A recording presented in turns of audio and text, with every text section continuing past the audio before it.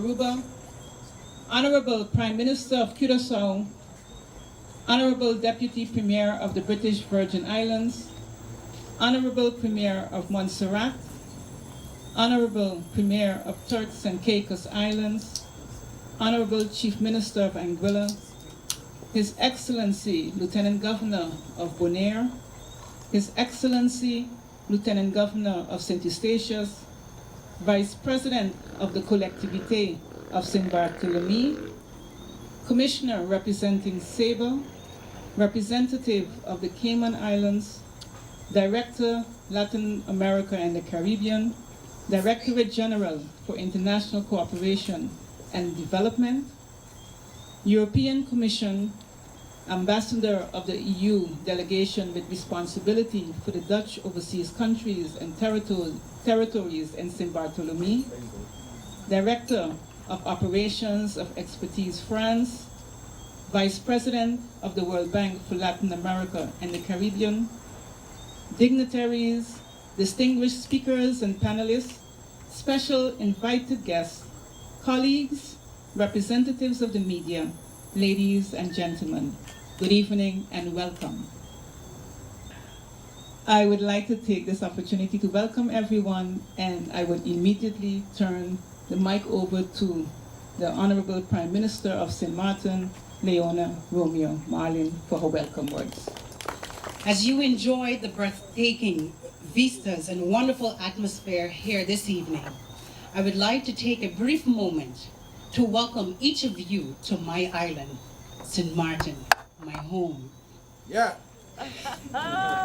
We have all come together here on St. Martin over the next few days to work in the best interests of our respective governments at the Caribbean OCT Resilience Summit and the signing ceremony for the 11th EDF Caribbean Regional Program. On behalf of the government of St. Martin, I truly appreciate the effort you have made to take the time out from your busy schedules to be here. With the theme, Unite, Prepare, Adapt, this Resilience Summit will stimulate our thoughts on how, as governments in this region, we can prepare for a future with challenges ahead that will put strains on our limited resources. This summit will also help us bring together and build on our cooperation within a leadership and technocrat context. However, let us not get carried away this evening with too many discussions, as we will have the entire day tomorrow to focus on the agenda ahead of us. Let us take this time tonight to enjoy this welcome cocktail party, and I hope that your time spent on St. Martin will be a memorable one that may lead to a return visit in the very near future. Once again, welcome to St. Martin, and enjoy our friendly hour. Prime Minister, thank you so much for welcoming, and thank you for, are there any people from St. Martin here? Yeah. Okay. All the 3 people from St. Martin, thank you for voting Prime Minister into the office. We have this amazing occasion to come and talk about something that is very, very important for all of us. And basically, we know what is this climate change, and we talk about resilience, and we committed to the resilience. But when people ask, what do you mean by this? Well, we will tell everyone after tomorrow, because that's what we want. We want to translate the commitment into the action. And I thank Prime Minister mentioning this, that we will have this amazing opportunity, all 12 OCTs to come together and sign the regional commitment to building resilience in the region. Honestly, I don't know what happened, but we have this day. I was convinced that we will not have it in 2018. I was convinced we will not have it in 2019 either. I was more thinking like 2020 around Christmas, because we lose money if we don't. So congratulations to all. So can we just applaud all of us?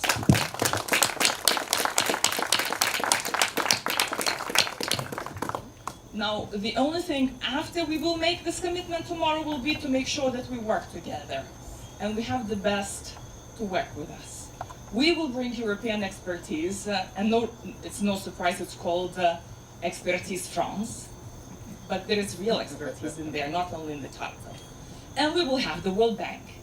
So, for me, this is a guarantee of our success because it will be our commitment and the most credible partners who will bring it on the ground.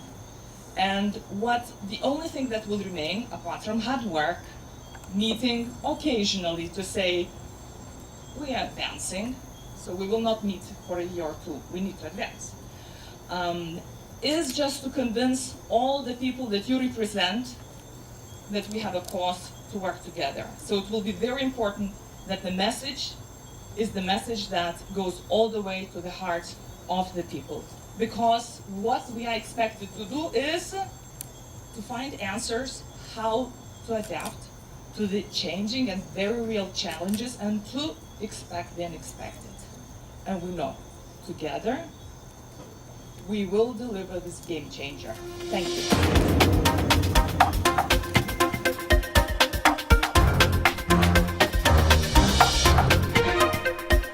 His Excellency Dr. Anders Eugene Holliday, His Excellency Jeanne Videtish, Honorable Prime Minister of Aruba, Mrs. Evelyn Wever Cruz, Honorable Prime Minister of Curaçao, Mr. Eugene Richerat, Honorable Deputy Premier of the British Virgin Islands, Mr. Kedrick Pickering, Representative of the Premier of Montserrat, Mr. Carlin Owen, Honorable Premier of the Turks and Caicos Islands, Mrs. Charlene Cartwright Robinson, Honorable Chief Minister of Anguilla, Mr. Victor Banks, His Excellency Lieutenant Governor of Bonaire, Mr. Edison Reina, His Excellency Lieutenant Governor of St. Eustatius, Mr. Merwin Stakers, Commissioner of the Government of Saba, Mr. Rolando Wilson,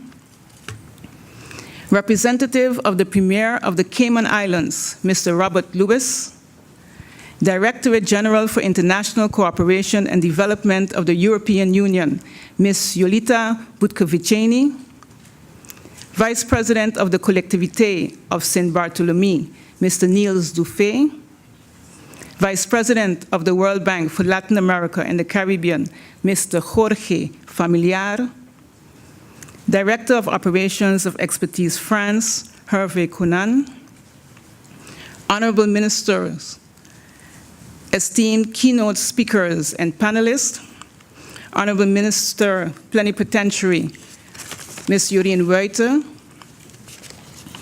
Honorable Minister, Deputy Minister Plenipotentiary, Mr. Michel Somersault, invited guests, members of the press, ladies and gentlemen, welcome, good morning, bienvenue.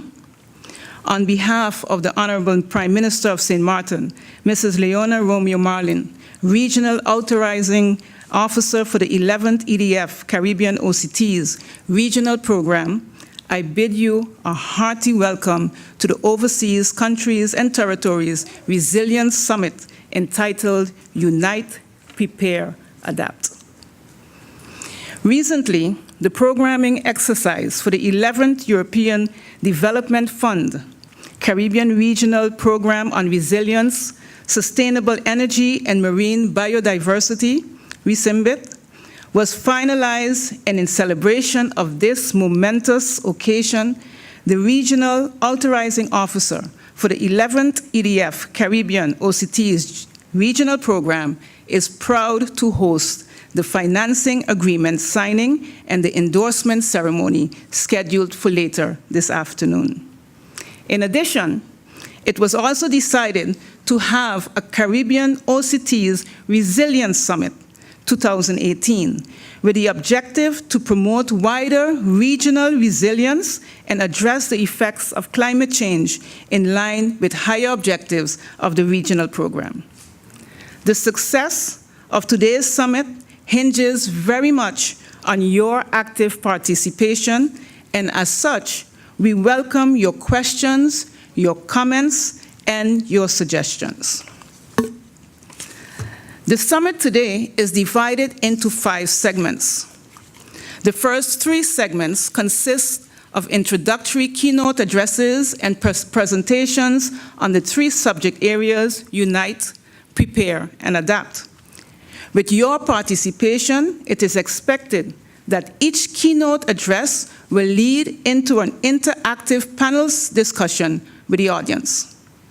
The 4th segment involves 3 breakout sessions for discussions and proposals on how our regional climatic and geographical challenges can be addressed through the 3 mechanisms: Unite, Prepare, and Adapt.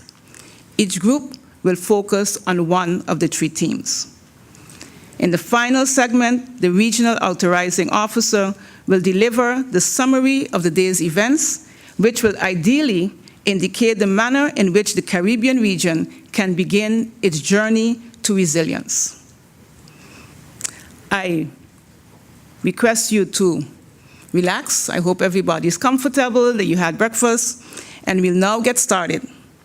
I would like to invite the Honorable Prime Minister of St. Martin and the Regional Authorizing Officer for the 11th EDF Caribbean OCT's regional program, Mrs. Leona Marlin Romeo, to the lectern for her opening remarks. Prime Minister. A pleasant good morning to one and all. I adopt the protocol that has been established. On behalf of the Government of St. Martin, I take this opportunity to formally welcome you to our shores and to thank you for being here as we convene the first Caribbean OCT's Resilience Summit. I am extremely encouraged to see such a variety of distinguished regional leaders and guests in this room from different sectors and backgrounds. It is testimony to the premise that we collectively share a deep concern and commitment to the future of the Caribbean overseas countries and territories, especially at this critical juncture. Your presence here today is of critical importance, crucial because it attests to the fact that we have finally returned resilience to the top of the political agenda. I am optimistic that by the time this summit ends, resilience will be a permanent priority to us all. The theme of today's summit, Unite, Prepare, Adapt, is indicative of which direction the Caribbean OCTs alongside the wider Caribbean region should be headed. It symbolizes more than just a battle cry. These 3 words represent action that will strengthen the resilience of the wider Caribbean region. We should unite to come together and face our challenges as a regional community and also a political context. We should prepare and collectively get ready for disruptive events affecting our citizens and livelihoods, as given our reality, such events are inevitable. We should adapt in order to adjust to the reality of changing environmental and geopolitical conditions and improve our responses to such. For many of you, St. Martin's current conditions may be familiar, as natural disasters have occurred in a variety of forms. For others, the destruction followed by disaster may come as a stark contrast to your norms. Nevertheless, I believe that those of us who represent OCTs and other regional institutions and organizations have no other choice but to make sure that we build resilient societies equipped to tackle future economic and societal challenges resulting from disasters, geopolitical influences, and climate change. We are looking at a new world, new realities. We must bundle resources, consolidate social cohesion, and draw from lessons learned. This is not an exercise one can do alone, as events in one part of the Caribbean will affect other parts due to our historical and geographical connectivity. Together, we need to strive towards achieving tangible results and clear values through decisions and policies which we undertake and that affect the lives of our citizens. This summit will hopefully serve as a forum to address, discuss, and exchange views on how to build more resilient societies so that each and every individual can also play a greater role in doing so. I would dare express the hope that today's summit is, and if not a continuation, the start of a mutually beneficial voyage that will shed light on us leading the way in becoming a more resilient region through joint action. I am very proud to welcome speakers, including world-renowned personalities who have come from abroad to share their knowledge and experience, bringing fresh perspectives and ideas to the way of our thinking. Sometimes we really need to be jolted into envisioning the perceived impossible. Today's speakers will bring quality, excellence, and a sense of urgency. They are people who are using their own expertise so that we may test new approaches in our way of doing things here in the Caribbean.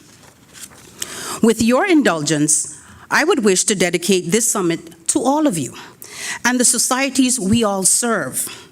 All the speakers will be talking mostly to us and with us, the decision makers, so that we can translate ideas into policy reforms and results on the ground. I am happy to welcome representatives of the European Commission, Expertise France, and the World Bank. They are with us today to recommence the finalization of the programming of the 11th EDF Caribbean Regional Program on Resilience, Sustainable Energy, and Marine Biodiversity. Later today, as the Regional Authorizing Officer, and as indicated before, and on behalf of St. Martin's fellow OCTs, I will be signing a financing agreement of a 40 million euros regional program with the European Commission. Following this OCT, representatives are invited to endorse the regional program financing agreement.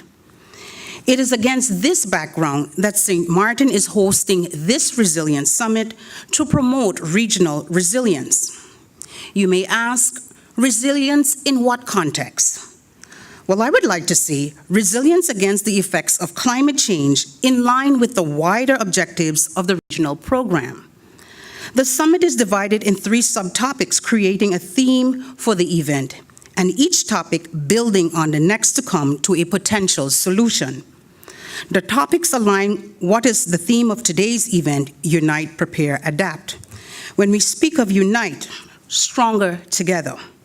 Though the Caribbean consists of many small island nations, countries, and territories with different historical and current realities, we share many similarities as small island development states, not the least important being climate change. So in the segment titled Unite, the objective is to identify means of strengthening the individual islands through a united approach to become a stronger and more resilient region. Funding opportunities such as the 11th EDF Caribbean Regional Program and other regional instruments are there to enhance our resiliency efforts. We will therefore explore opportunities for regional collaboration to strengthen the position of the Caribbean in the war on the effects of climate change, as well as our vulnerability to geospatial and geopolitical position in the world.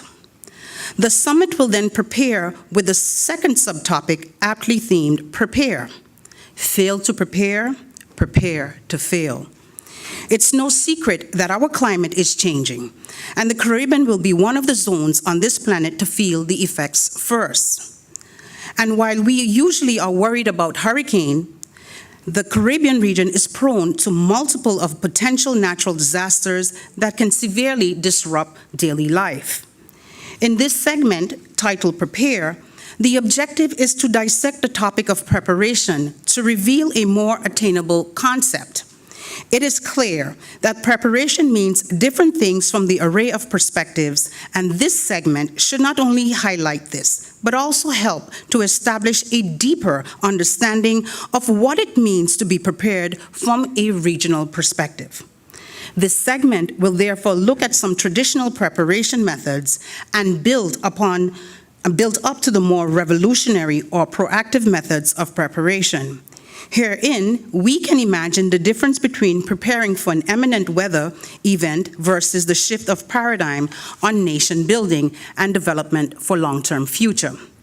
This segment also intends to create a natural transition to the segment on adapt. When we speak about adapt, it's either we bend or break. As I indicated earlier, to adapt is to accept a new reality and adjust our approach to how we shape our lives, but also to the rise again after disaster strikes. In the segment titled Adapt, we have a goal to stimulate our leaders to start thinking differently about what it means to be resilient. Is resilience construction, or is it a state of mind and well-calculated realistic decision-making and approaches to issues or sudden impactful events? Each disaster is different, even if they are considered the same type.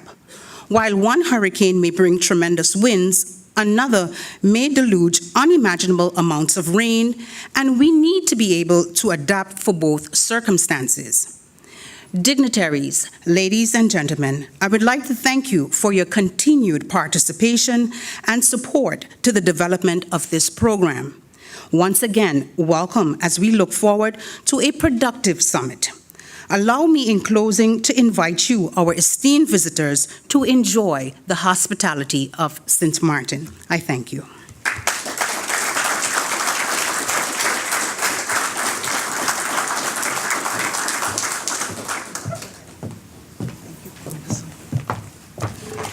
Thank you, Prime Minister, for those encouraging words and setting the tone for the conference today, for this summit.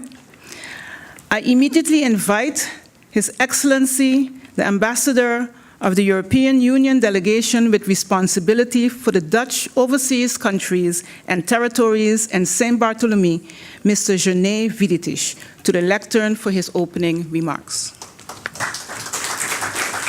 All protocol observed. Ladies and gentlemen, it is a great honor and pleasure to address this distinguished gathering to mark the commencement of the 11th EDF Caribbean OCT regional program.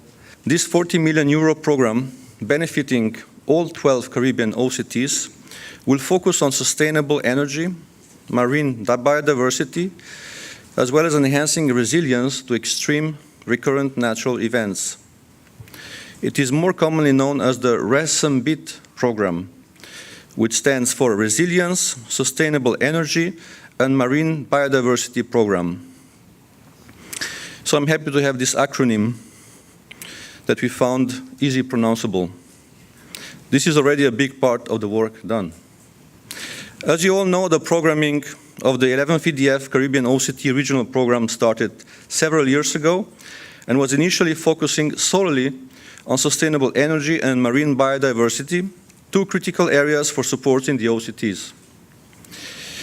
We all have come to be aware of how conventional methods of electricity production through fossil fuel plants have been polluting air, land, and water in the beautiful Caribbean region.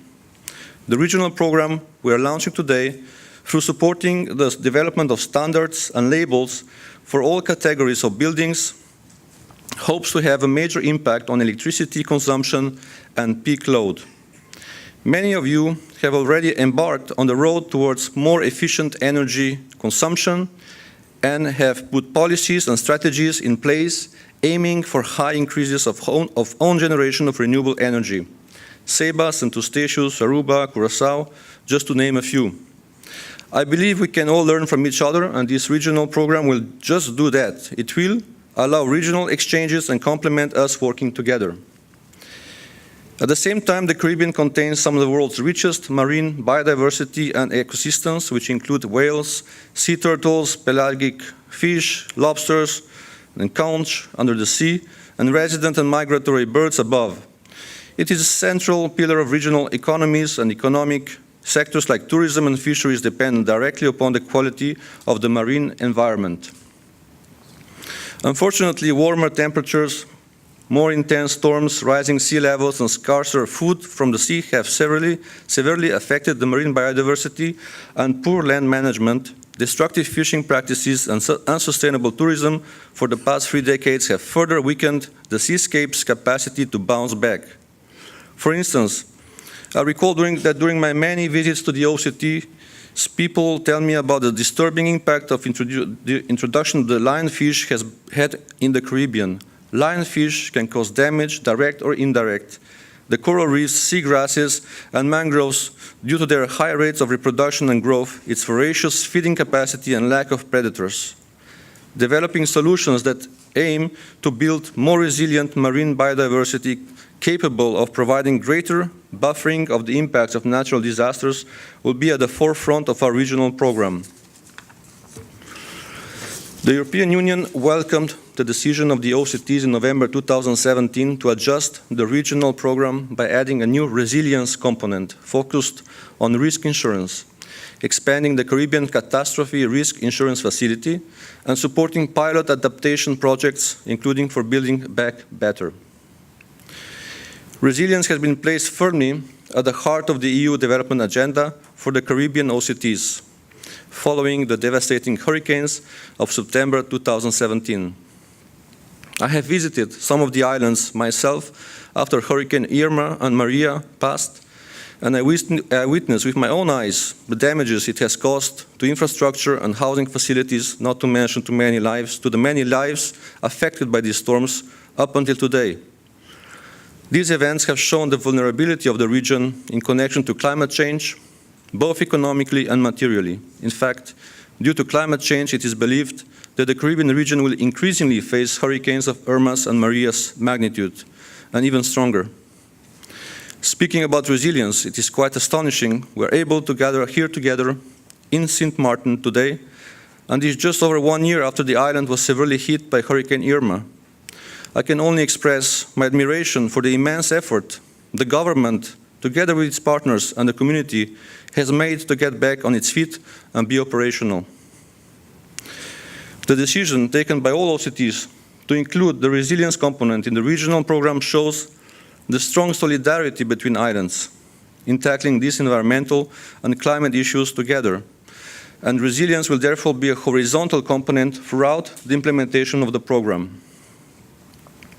I wish to thank all of you today for the constructive cooperation throughout the years to consolidate this program.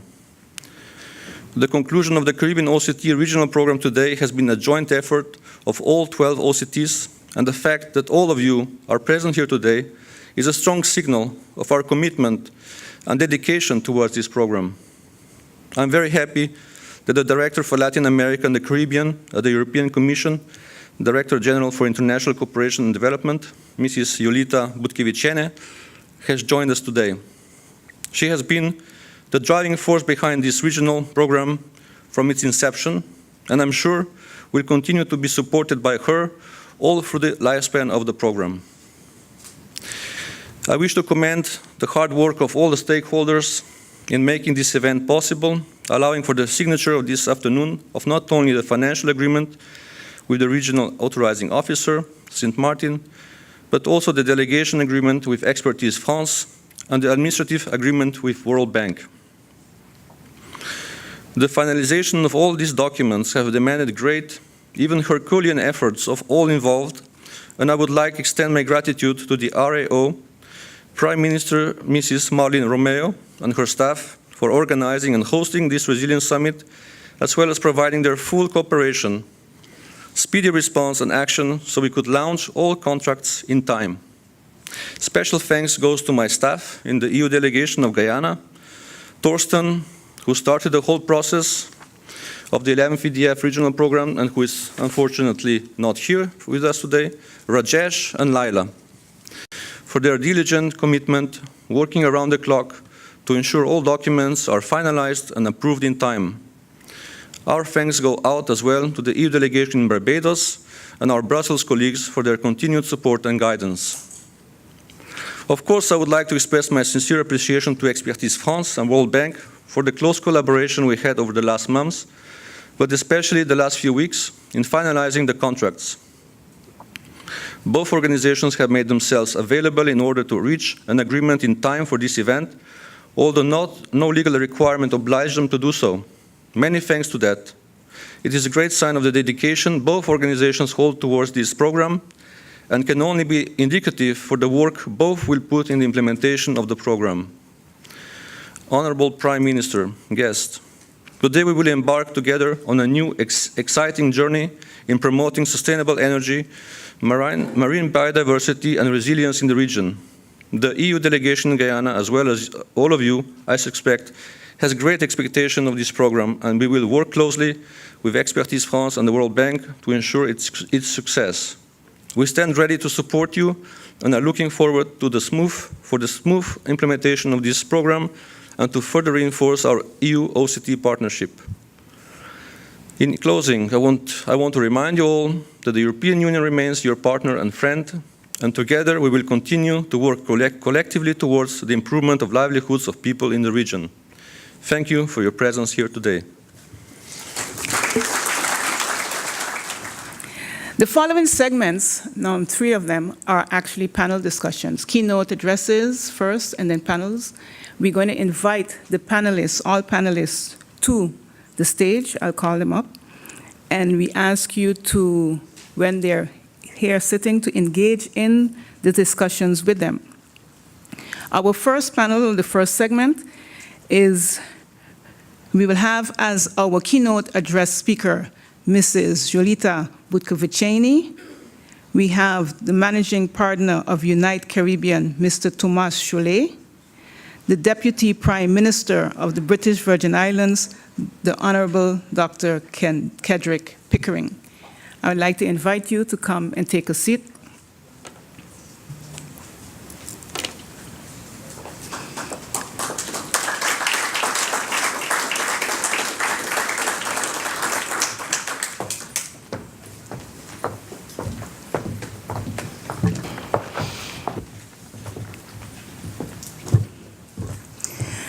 Though the Caribbean consists of many small island nations, countries, and territories with different historical and current realities, we share many similarities as small island developing states, not the least important being climate change. In this segment, titled Unite, the objective is to identify means of strengthening the individual islands through a united approach to become a stronger and more resilient region. Ladies and gentlemen, to lead us in this segment and to give us food for thought is the Director of Latin America and the Caribbean, Directorate General for International Cooperation and Development of the European Union, Mrs. Jolita Butkoviceni. Ms. Butkoviceni is the Director for Latin America and Caribbean at the European Commission Directorate General, and her directorate is responsible for all bilateral, regional, and thematic cooperation within the 2 regions. For 13 years, Mrs. Butkoviceni worked at the United Nations Conference on Trade and Development in the area of negotiations on services regarding trade and development. She joined the European Commission in 2007, where she has undertaken different management positions. Her formal background and experience is in the field of quantitative economics and international trade laws and negotiations. She started her career teaching economics at the Vilnius University of Lithuania and subsequently at Binghamton University in New York. She holds graduate degrees from both these universities. Please help me welcome the director. Thank you. Good morning, Governor, Prime Minister. I did not know you're such a good speaker. I would never have agreed to speak after you. I'm very much excited to have big audience, but not too big audience, and very important audience. Why you are important? Because you represent those who take decisions. Unite is a nice title, and in fact, I think the 3 key words are quite amazing because they go to the heart and the core. And I just have 3 messages, which I will try to repeat in the next few minutes, if you will bear with me. But I wanted just to start with a reflection that, willingly or not, comes when you read books. Some people just decide to come visit us in Brussels, and there was this author that wrote a book about Irma Diaries, and she came to Brussels. So all of us who work on the Caribbean went. And it's quite impressive how something so simple, someone who was on the ground and just put facts on the paper can affect you.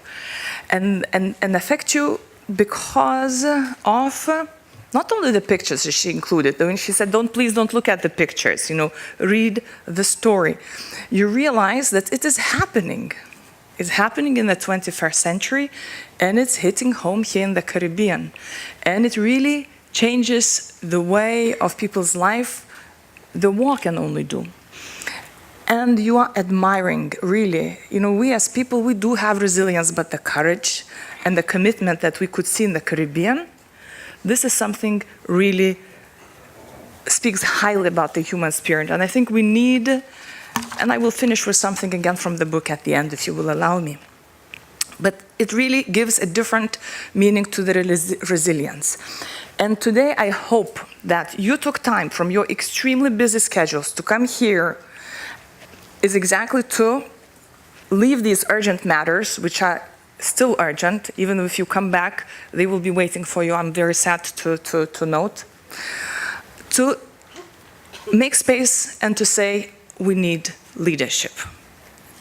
We in European Union, we will not deliver on that. That is with you. But what we can deliver is our commitment at the global stage. If you look, what is European Union delivering globally?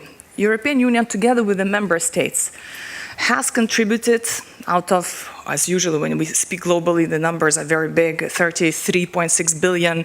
A couple of years ago, what the recent statistics was invested in green climate change actions.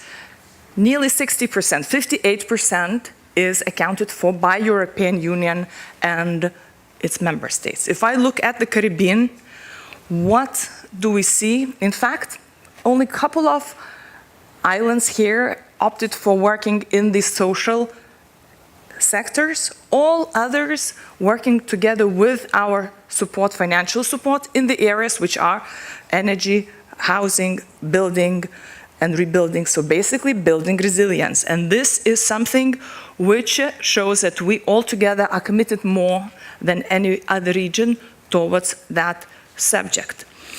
So commitment from European Union comes also in the form of the program that we will be launching and signing today. And this is a big thing.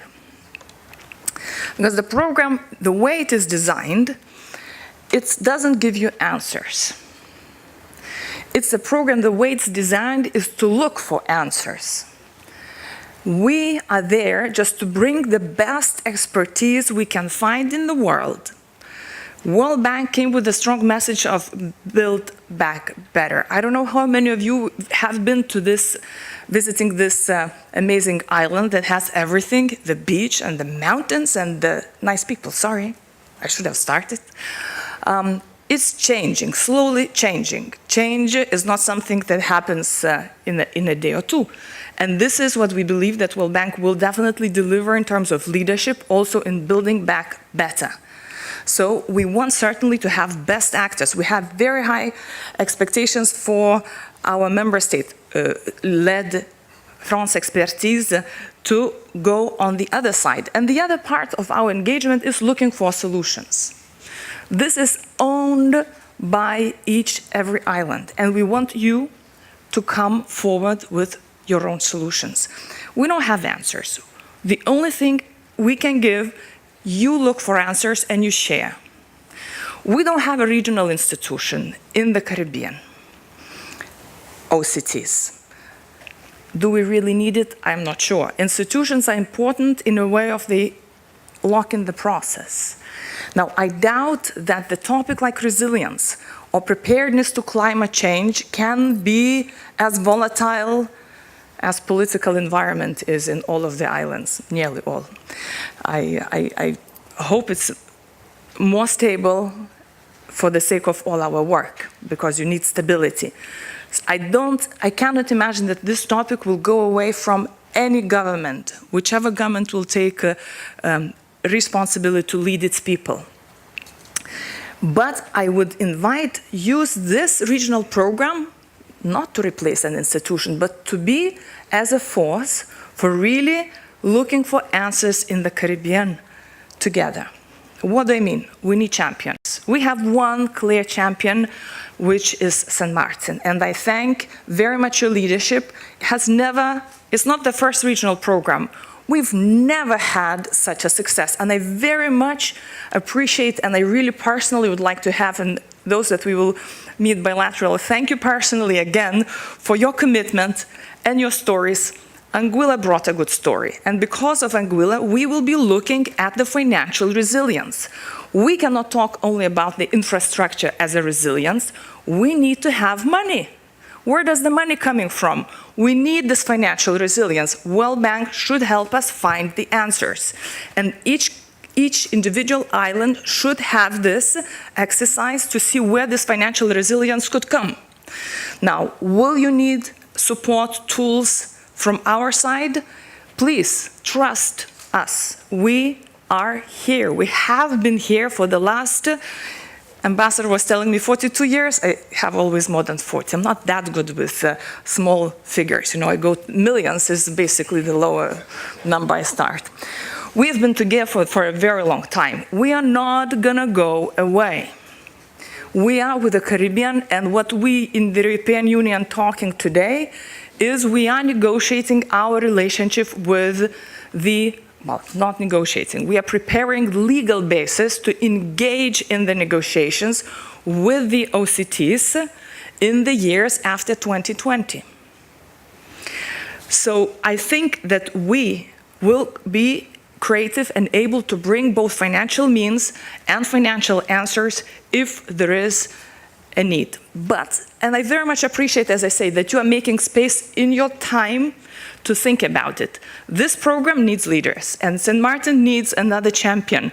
No wonder that UN usually opts for these ambassadors. It's not just for the visibility purposes, but it's also to make sure that we make time. And make time means you also put resilience in the priorities of every island we are so happy to have. Now, we need to certainly read, and I will not use statistics. There are people who know so much more about climate change and its impact. The European Union not only stands by the commitment and not saying it, I think recognizing the threat it poses is important. And I think in the current climate, we can see that recognizing the importance and acting at the multilateral stage, acting together, has become very important.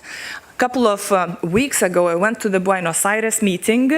All Latin America and the Caribbean ministers of environment have congregated. They do it every 2 years, exactly to discuss. I can tell you, from the EU point of view, there is a concern. There is a concern that other emergencies will come and start topping the agenda. And certainly we need to have economic indicators. None of us immune, neither this region nor Europe is immune to migration pressures. These are the topics, you know, you need youth employment, you need security. These are always topics that keep coming up, right? Because the hurricane season just went away. Lucky this year, as we were talking yesterday, good thing it didn't hit this time around, would have been really not good. Went to Mexico. And luckily, it was not so bad as we expected in Mexico this time around. But this reality is the reality of last year. And this year we have other priorities. How to ensure that the relevance stays and importance and attention stays? We need leadership. And this is your job. We need resilient public institutions. You need the team that is pulling behind.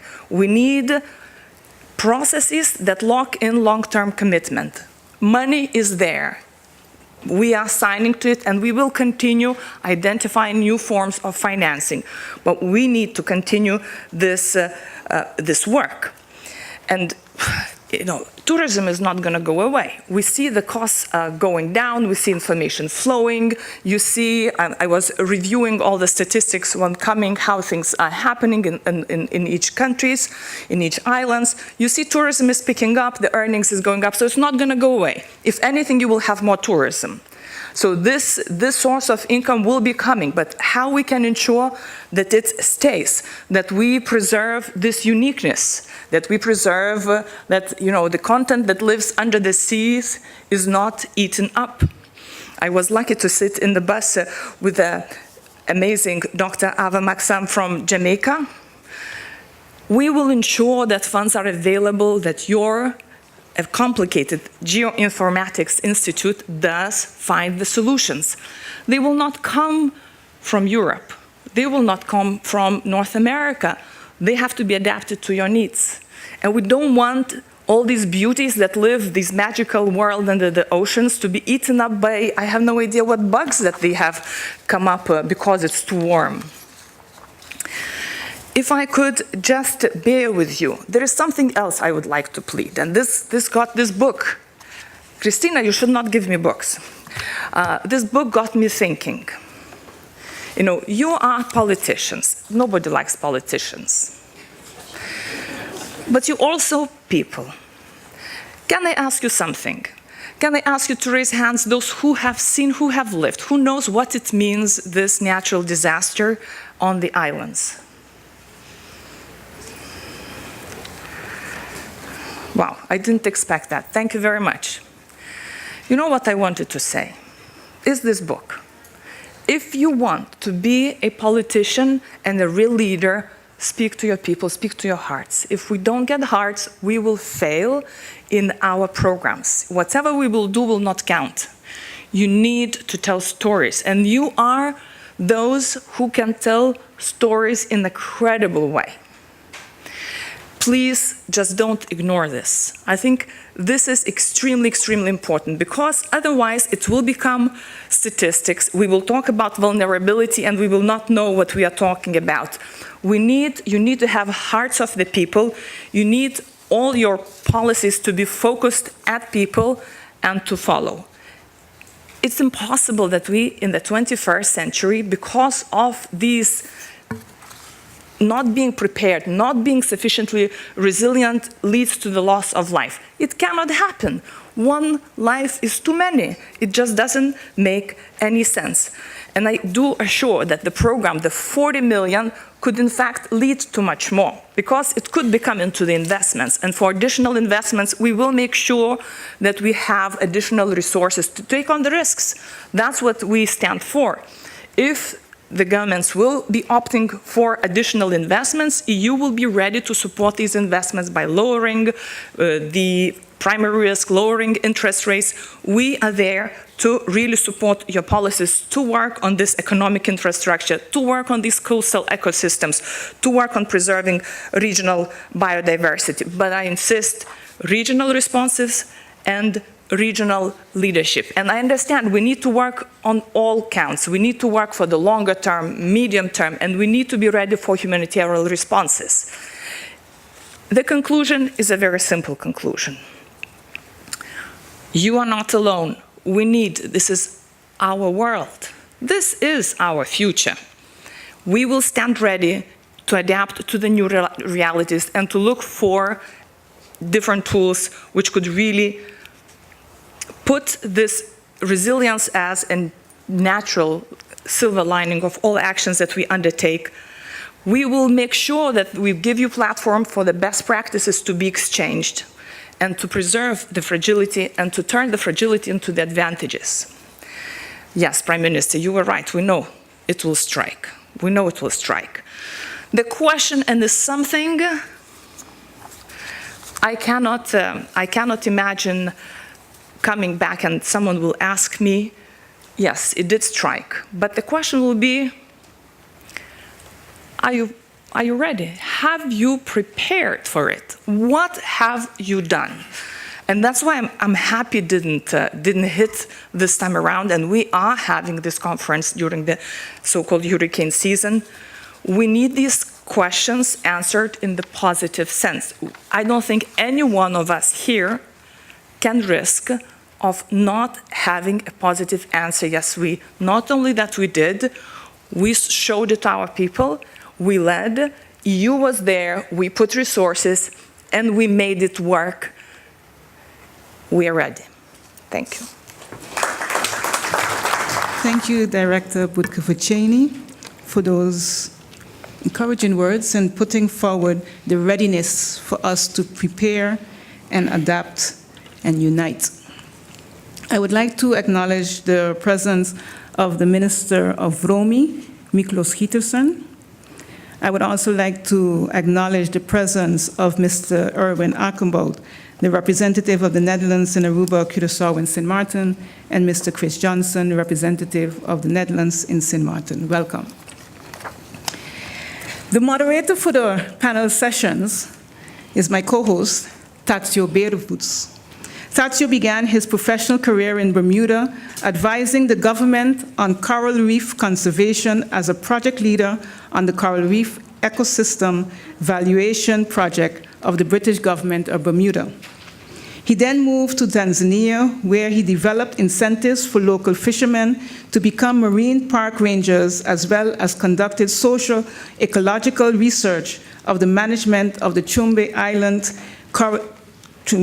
Coral Reef Reserve. He returned to the Caribbean to serve as the marine park manager in Sint Maarten, and he is now the director of the Sint Maarten Nature Foundation, where he was instrumental in establishing the Man of War Shoal Marine Protected Area, Sint Maarten's first national park. Please help me welcome Mr. Tatio Beervoets. My name is Tatio. Thank you, George, for that excellent introduction. I will be your moderator during the panel discussions today.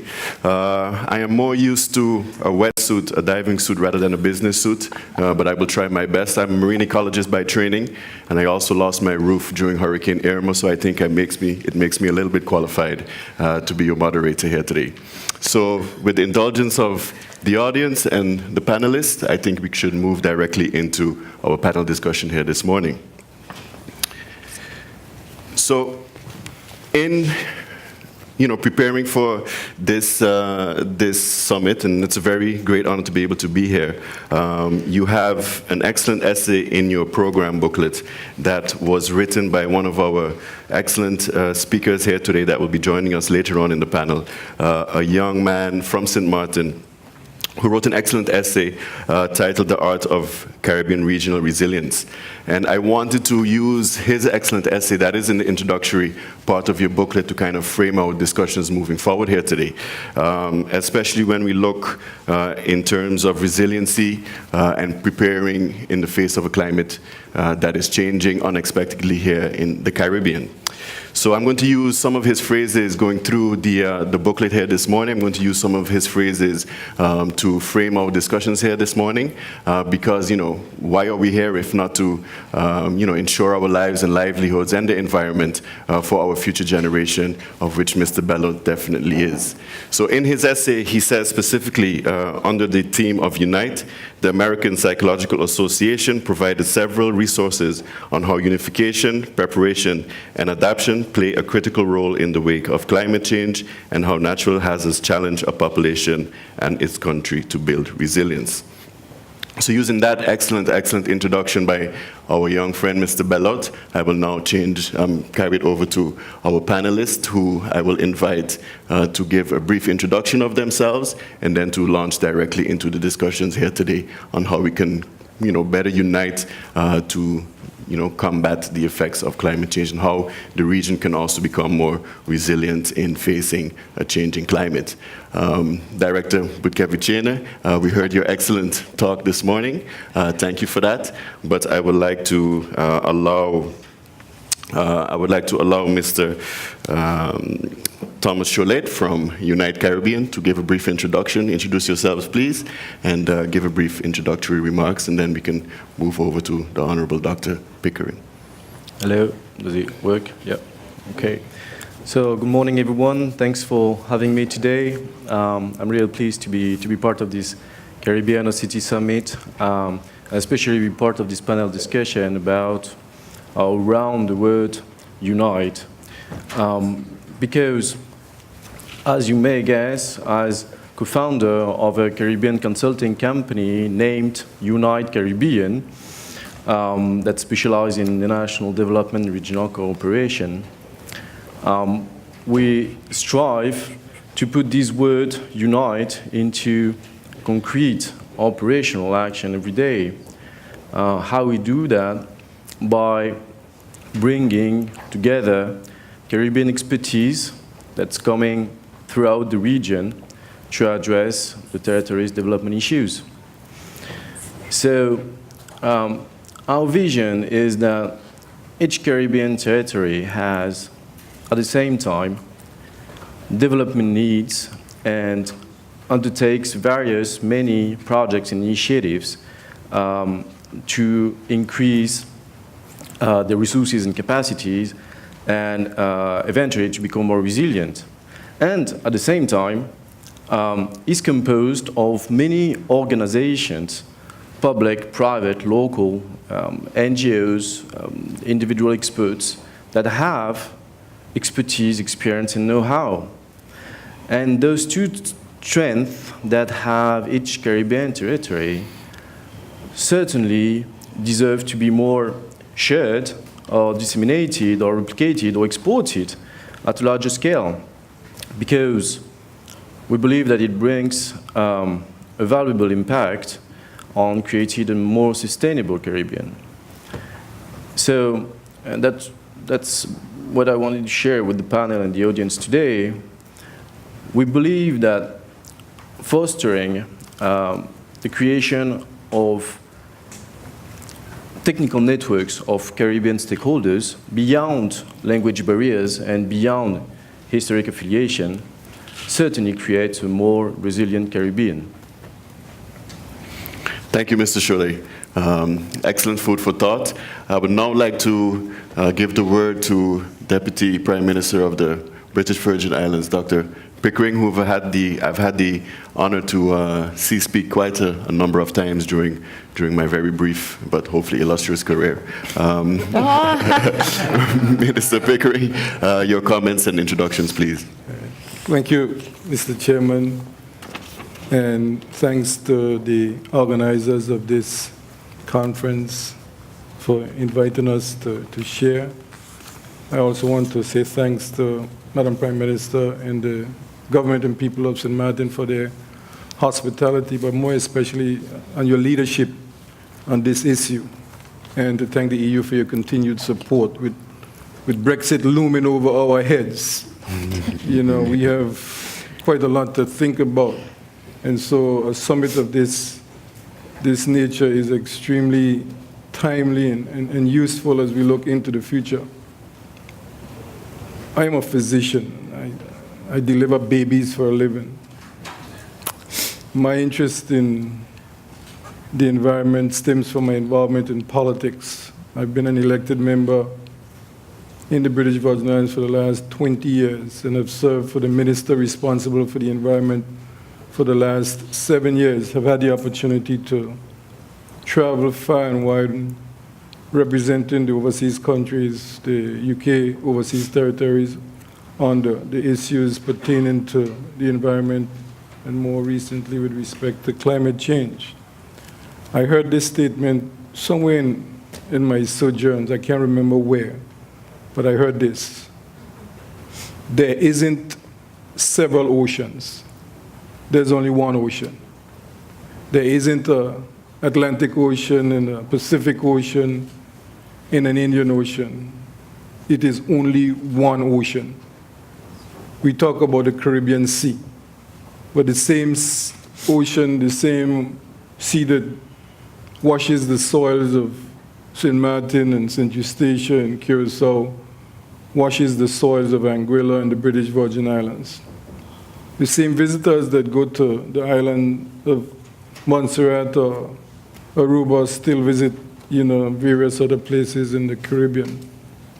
And I think the lionfish has taught us some very serious and senior lessons that we need to really pay attention to, that as we discuss these issues of resilience. And by the way, thank you very much for promoting the book.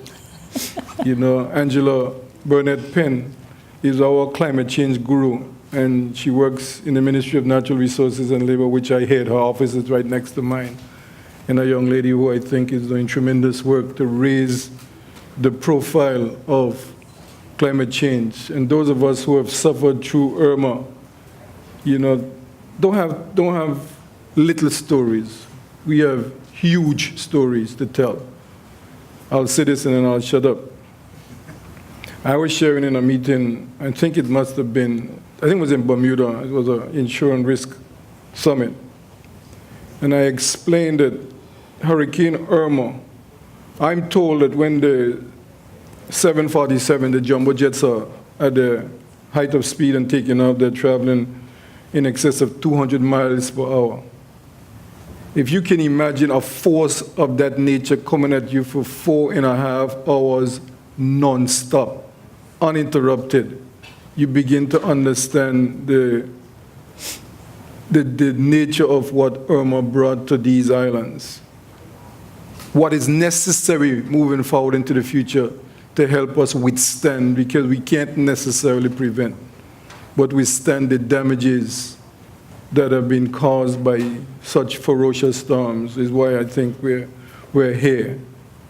And I believe in the simple truths, you know, that there's a lot of wisdom in the fact that united we stand, divided we fall. And so whatever best practices exist in one island, we need to be able to share it in the other islands. Whatever has worked one place, we don't need to reinvent the wheel. And I hope that those are some of the themes that we could explore and develop as we discuss. I thank you very much.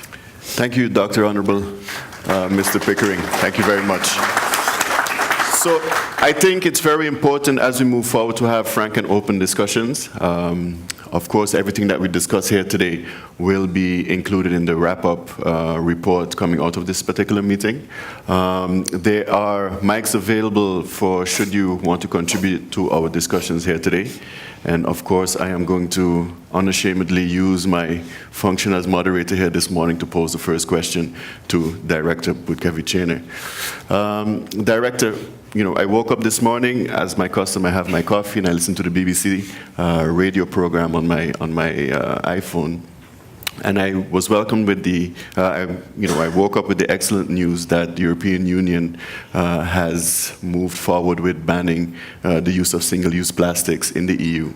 After a disastrous event such as a hurricane, of course, we have some significant issues with managing our solid waste after a disastrous event. I mean, critical infrastructure is destroyed, garbage collection might be impacted.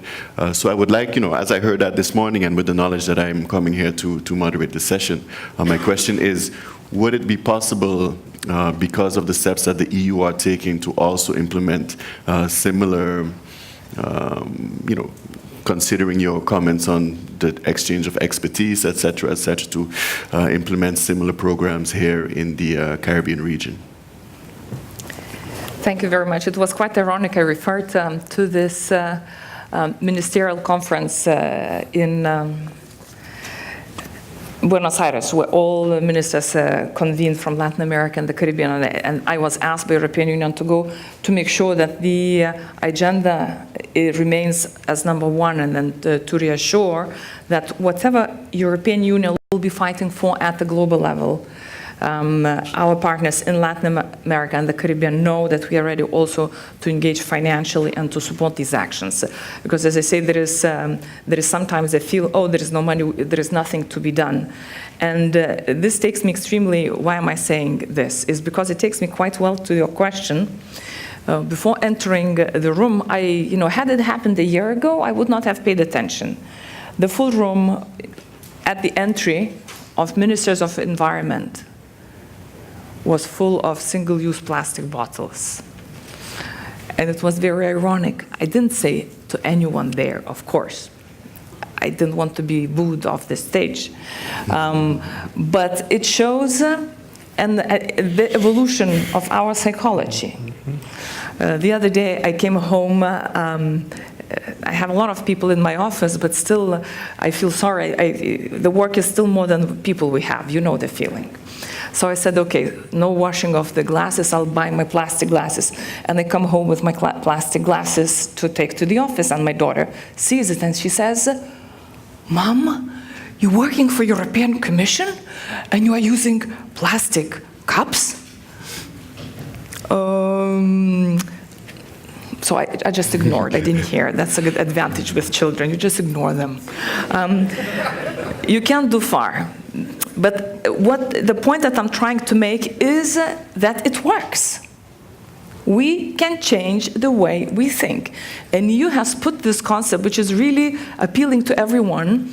It's a bit more than, there are probably parts of it that we could discuss to what extent we could translate, which is called circular economy. Being a simple, basically going back to our grandfathers. In the sense, you don't produce pollutants. You don't have these type of outcomes. Whatever you do in the traditional way, so you don't need to recycle, you do not need to build huge incineration places because you just don't have this waste. So how do you create your lifestyle so that you minimize this waste and you have the circular economy that whatever comes goes back and there is nothing you need to really throw away? So this circular economy concept is picking up. For EU, of course, is not only, it affects consumer behavior. The single-use plastics is something that I can tell you we will implement. You know why? Because we have really steep fines. And these fines, when member states will pay, they will come to the Commission budget. So we will enforce them. Do these elements are transferable? I think there is quite a bit that we could transfer. And this is something which is soft knowledge. It doesn't really have to have a lot of money. And that's what I was talking about. Is it a priority at individual country level for individual government? If the answer is yes, just tell us. Thank you very much for your excellent remarks. Before we open the floor, I was wondering if Mr. Cholet and Minister Pickering had any additions to make to the Director's excellent comments. On solid waste management, well, is it working? Yeah. Yep. On solid waste management, we talked about the European Commission Experience Initiative. I must talk about a Caribbean Experience Initiative too, on the OECS, for example. I mean, there are some initiatives on collecting, transporting, recycling plastic between OECS and also the French Caribbean, for example, ongoing initiatives. And there are many groups, organizations, private, public, local NGOs that are doing that at the moment. So when we're talking about sharing experience, I truly believe that, and it's what is interesting in this region, there are so many initiatives at local level that, as it's all been said, really is interesting to be shared and replicated, no reinventing the wheel, of course, but also knowing in, let's say, real data that actually those initiatives exist, and here are the results. We can talk about environmental issues also, mangrove, sargassum, etc. That is a regional issue. And some issues in the Caribbean are not, and actually many issues are not territorial based. To be solved, it has to be a regional concern. And we talked about critical infrastructure, security, for example, marine biodiversity also. There's a lot of issues that has to be, because it cannot be elsewhere. It has to be shared because the solution is in a regional technical cooperation. So it's at the institutional level. But I must say also that the institutional level, for many reasons, is not the only solution. That's why I'm really stressing out this point of technical networks, because people at the technical level, it could be technical agencies, it could be experts, it could be NGOs. They are doing things, I mean, within the Caribbean, they are taking initiative, they have achievements actually at the local level. And those networks, deserve to be spread out and really better known by everyone at an institutional level. So it's, I mean, solid waste management is an excellent example. There are many others that is where the solution is at a regional level. Thank you.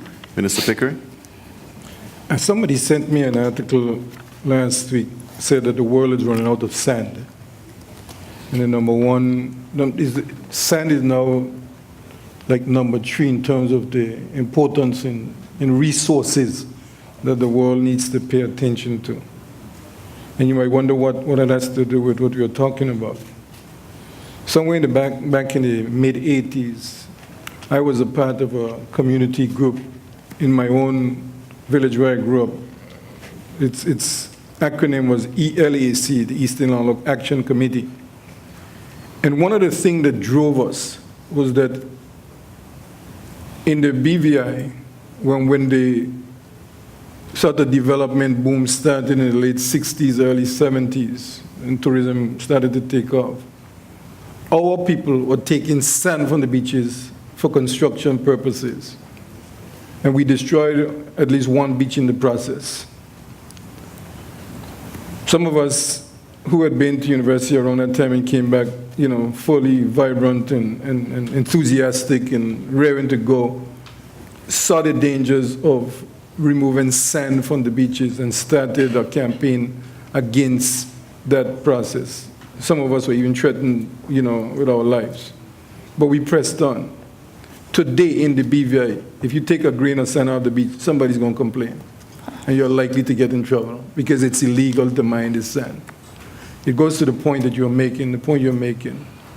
And I'm anxious to read it. I didn't get a chance to read the young man's essay. I'm anxious to read it.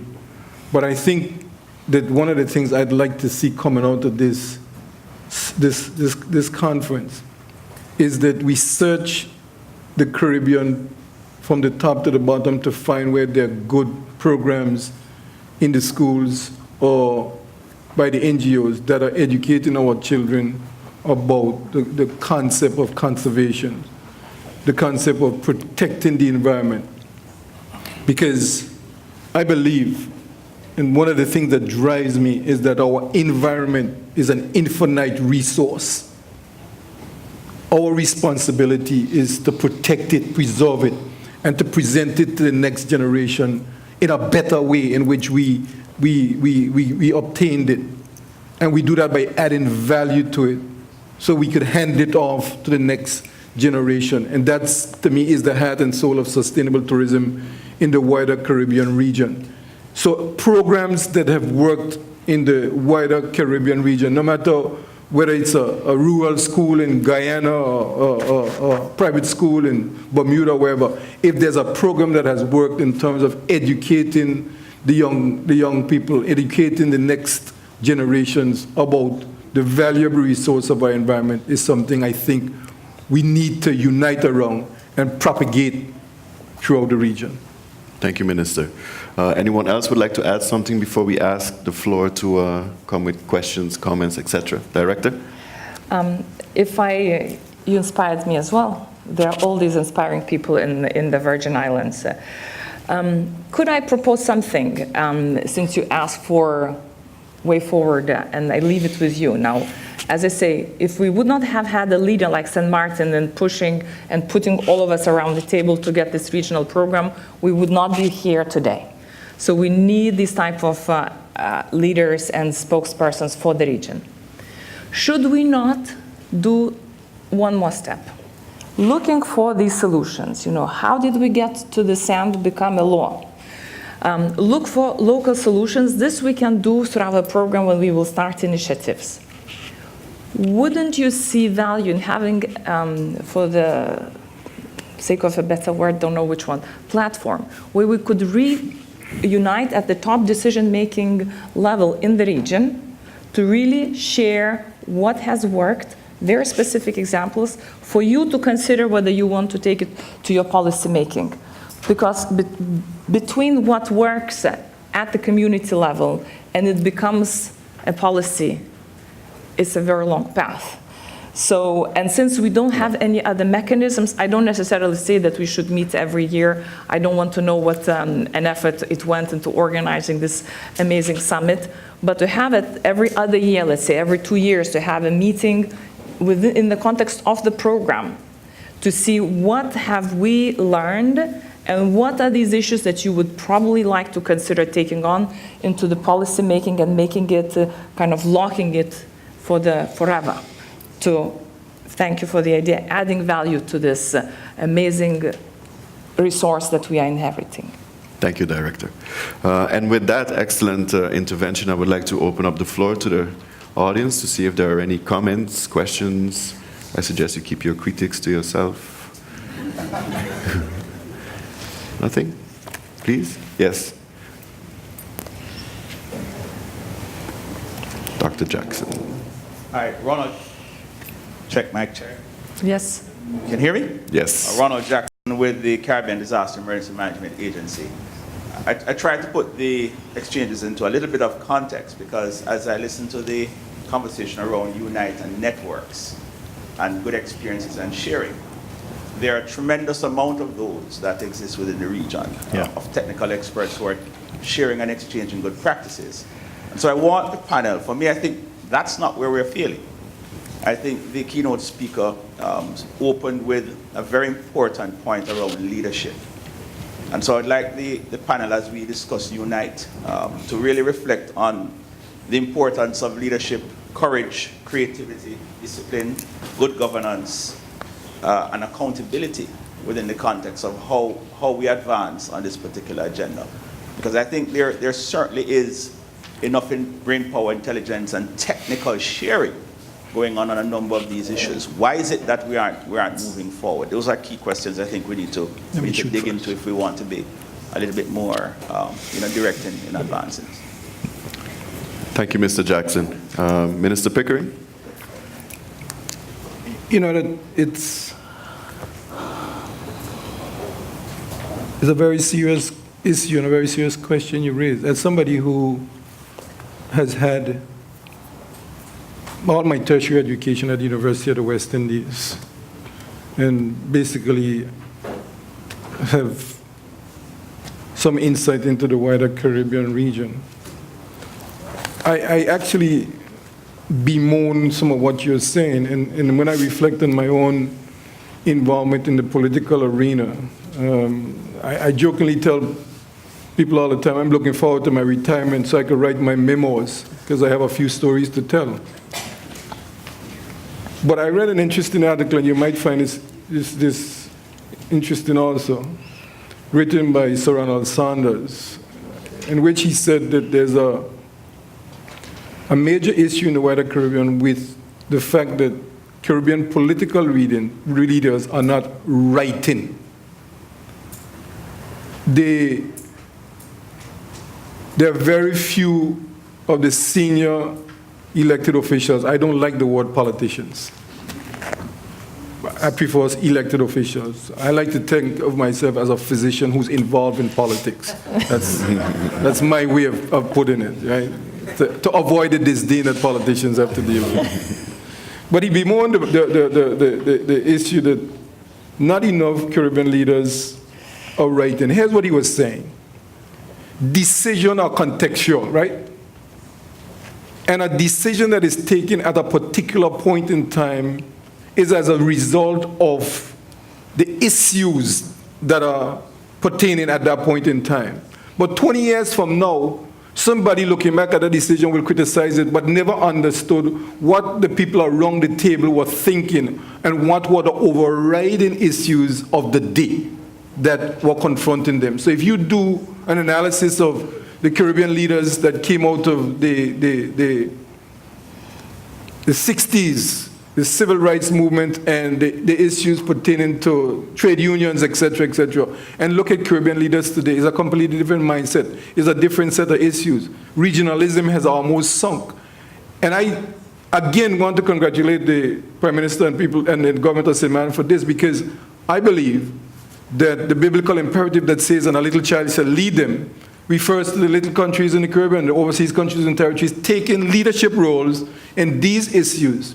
And especially now that we've had, against the background of the storms that have affected us, to show true leadership in terms of what can be achieved.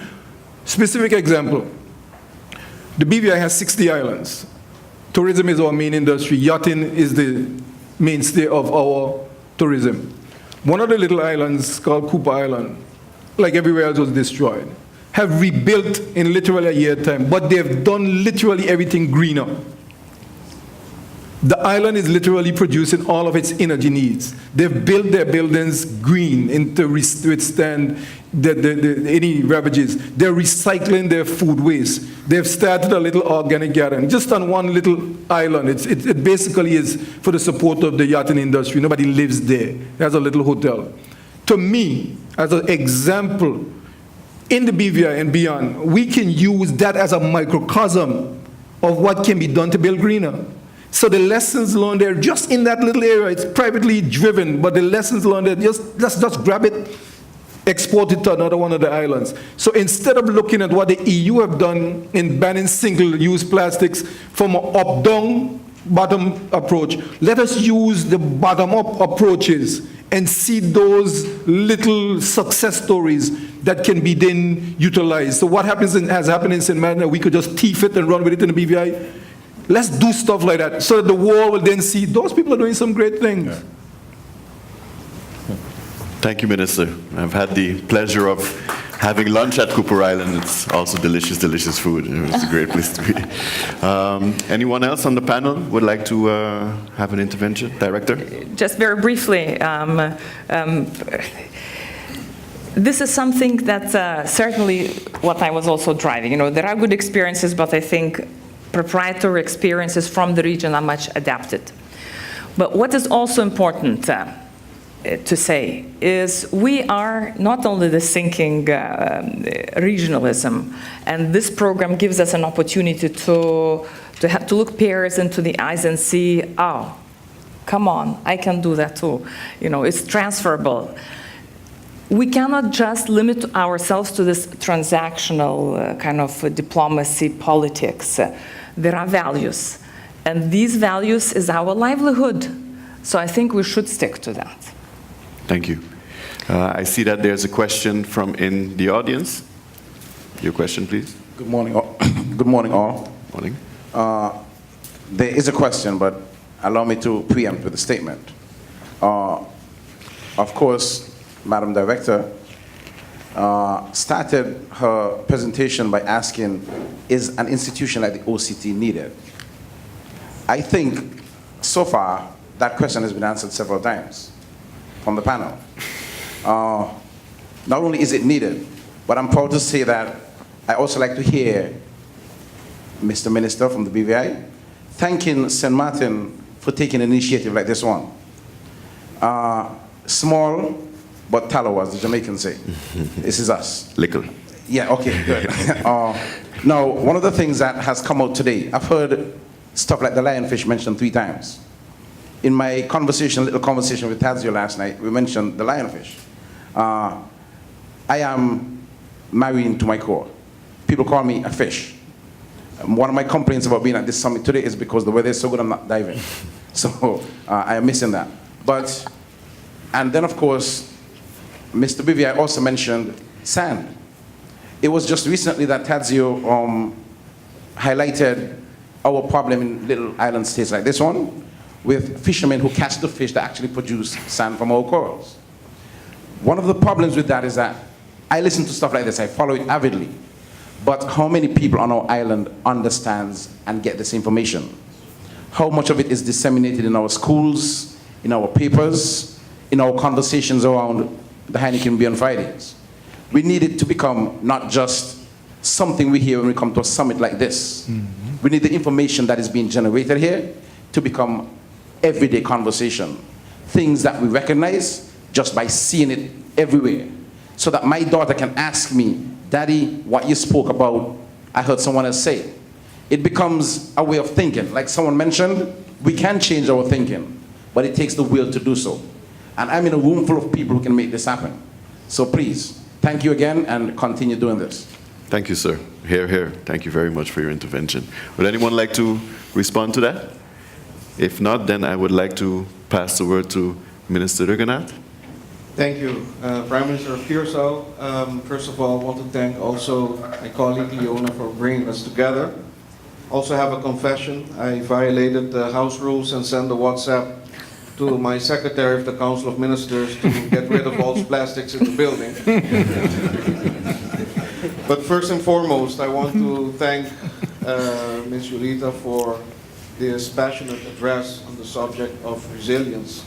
And I completely agree that we can identify subjects and projects, but I think it is a discussion that we have to continue for many years, because the fact that we linked it to people is what can be most challenging. We can talk about biodiversity, renewable energies, coral reefs, and lionfish, what we also all have to deal with. So I thank for the analogy with the one ocean concept. I link it to one Caribbean, which we had in the tourism organization. My question is to the panel, and first of all, I support the idea of this platform to bring us together, and as Curaçao, we want to play a part of that, because I think that this is an ongoing process and something that brings us together. We might be here as a result, partially due to the impact that we have seen from Irma and Maria. Of course, Curaçao was not impacted, but we were very inspired by how our civil society responded in helping other islands such as St. Martin. So it does bring us together, and it does impact us all in a way. But resilience has to do also with our vulnerabilities, for example, for changes in the global economic climate, or what is happening to our neighbor, Venezuela, which is impacting the neighboring countries as well. So it is a broader scope. So although I'm very appreciative and for the educational content of this regional program, I think that resilience should be more of an overarching theme and not part of the themes of such a program. So it's something that has to continue. And my question to the panel is how you see this, the scope and the subject related to resilience as it applies to the Caribbean region. Thank you. Thank you, Prime Minister. Members of the panel, your answers, suggestions, comments? Very briefly, I think I already spoke too much and I should have apologized. I don't know why I got carried away. I should have read. Two. One is financial and the other one is environmental. So for me, the resilience, you need to have two. And environmental is, goes across the line. And this is not only people, also private sector. How do we make sure that private sector also assumes? Because of course, all of this is additional cost. And you know, life is much simpler if you don't care. But you don't have a choice. So there is a cost, you need private sector also on board. But above all, this is for me the resilience from the financial and environmental, in the broader sense, institutions, private sector, and people. Thank you.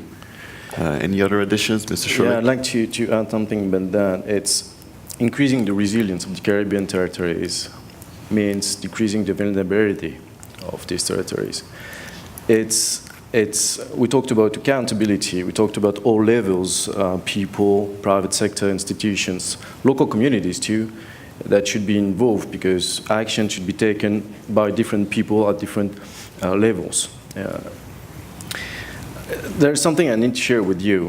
We talked about resources too.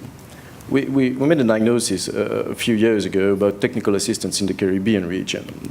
In terms of funding, there's more than $200 million spent in technical assistance by the international financing institution or in multilateral and bilateral donors. It's all, but resilience concerns many different subjects actually, education, critical infrastructure, environment, many solid waste management, etc. So it's related to energy, to a lot of different sectors.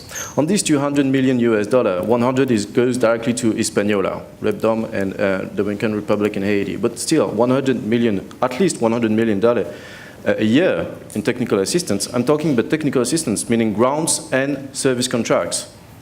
That goes to the other countries and territories of the Caribbean.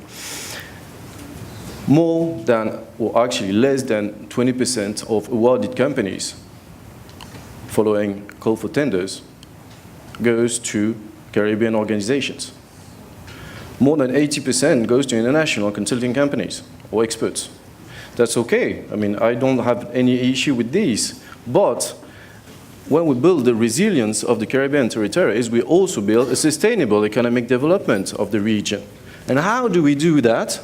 With people, with money coming, financing or funding international experts, that they do the training and they do very good, and there's no problem with that. But then they get back to their place. And about empowering the Caribbean expertise organization, empowering these Caribbean organizations also bring sustainable economic development and then increase the resilience. Because those Caribbean organizations, they can feel, we cannot escape when we live on an island. We cannot escape when we live in the Caribbean.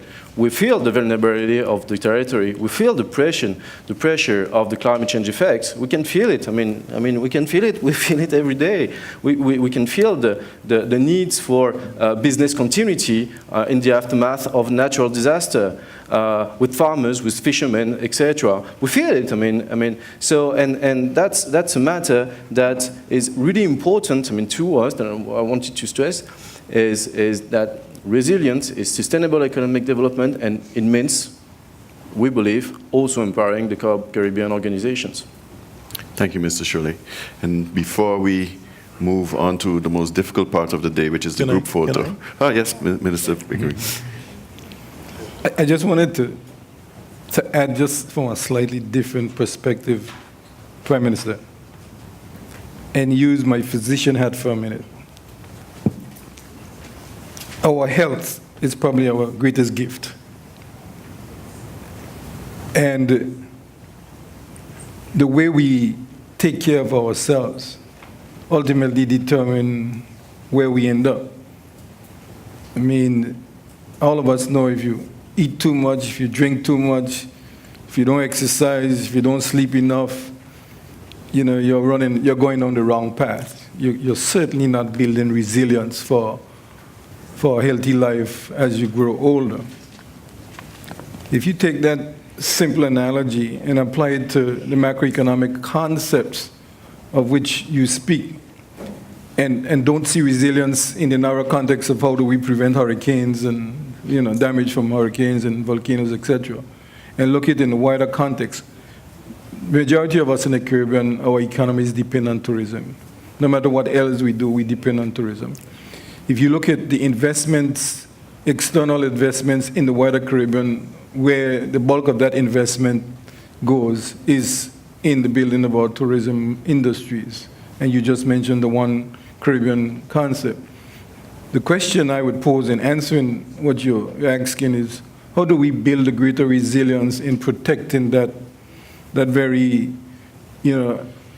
industry that is so vital to our survival? And I will answer it by saying it basically depends on us understanding first and foremost what it is we are holding in our hands, because we protect what we value. If you appreciate your health and you understand what it means to be quote-unquote healthy, you're going to eat right, you're going to exercise, you're going to limit alcohol consumption, don't smoke, and all of these things. If we apply the similar concept to the wider context of our economic development, what it is that we own, what it is that we possess. Our tourism industries are largely based on sun, sand, and sea, whether we like it, admit it, or not. That's what it is. It is our environment. So if we protect our environment, if we add value to it, it becomes sustainable. The resilience is built into it by educating the generations to come of what is necessary. And then that education, is like an oak tree. You could take it in any direction. Thank you, Minister. Before we move on to the next segment, I see there's a question from Madame Premier, so your question, please. Actually, not a question. I would like the record to reflect that what Dr. Pickering said, those are my words. But on a very... That is so sweet of you. No, absolutely. We have to know what we have in our hand. And I want to actually go back, though it's been some time, to what Ronald from Sedema had said about leadership. And that is critical because we are talking more and more of resilience. And resiliency for each territory requires brave, innovative, responsive, and proactive leadership, if I can use those words.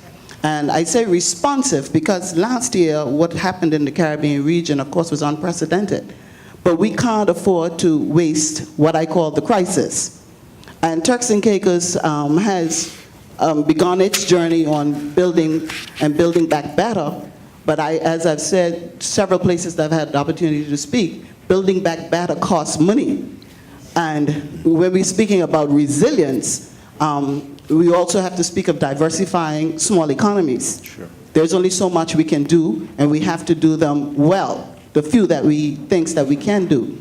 But we've had the opportunity since the crisis, I call it, we were one of the countries that had been hit by both storms, to create a climate change policy, to have training for all of our public officers and climate change action and disaster risk reduction for all of our policy and programs.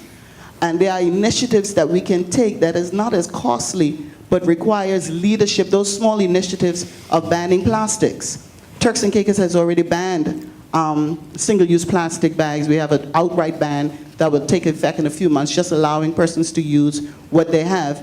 And we're moving towards a plastic-free and styrofoam-free Turks and Caicos. So that is well on the way. We're also looking at old vehicles, old tires, all of those sorts of things that are contrary to the environment that we so love and want to protect.